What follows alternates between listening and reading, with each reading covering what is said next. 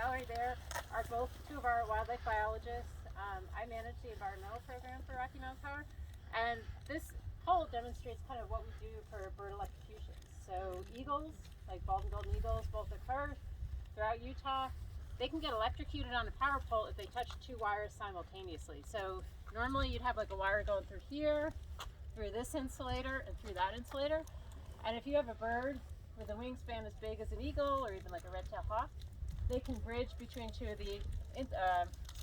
the wires at the same time and be electrocuted. And so what we do is we either, for new construction, we'll build poles where we separate them out, and so there'll be enough separation and spacing there that an eagle can perch and it's not going to touch two wires at the same time and it's safe.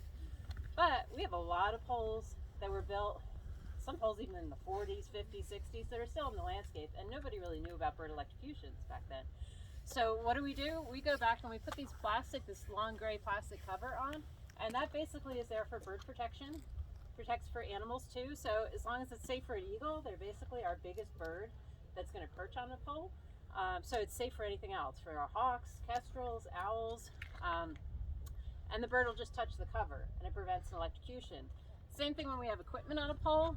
This is called a cutout. It's basically similar to like a fuse in your house, and so this opens to allow crews to disconnect the electricity if they have to do repairs or if there's trouble on the pole. Well, the top of this metal is energized, and so it's kind of the same thing. It poses an electrocution risk. So this gray thing that's on here is actually a cover, and feel free to try it out. You guys can like take these on and off if you want. The line crews that are climbing the pole over there, that's what they do. They put these things on, and then these pins will actually go and hold it in place so that when there's wind, on the other side, okay. There you go.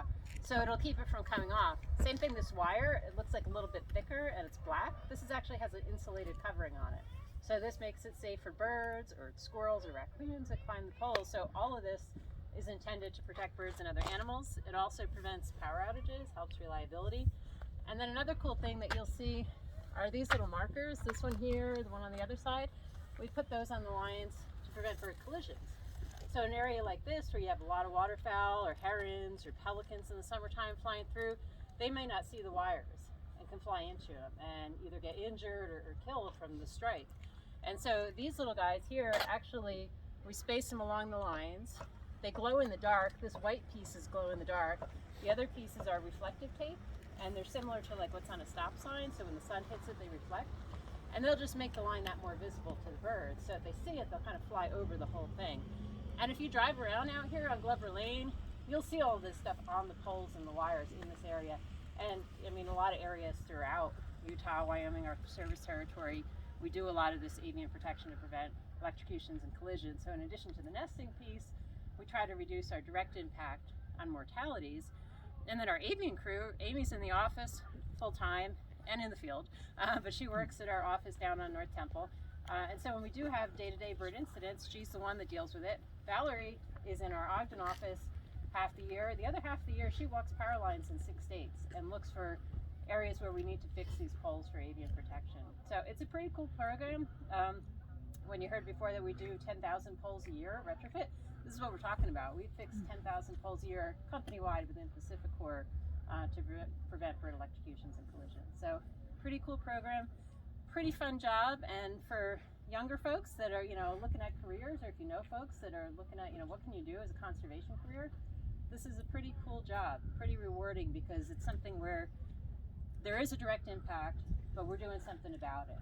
And the company really allows us to have, science behind what we do and guide our decisions. So pretty cool. Any questions? I won't complain when the rates go up, will I? It's going to a good cause, right? I mean, it costs money, but it's protecting That's birds. okay. So. That's great. We'll make sure your house goes towards this.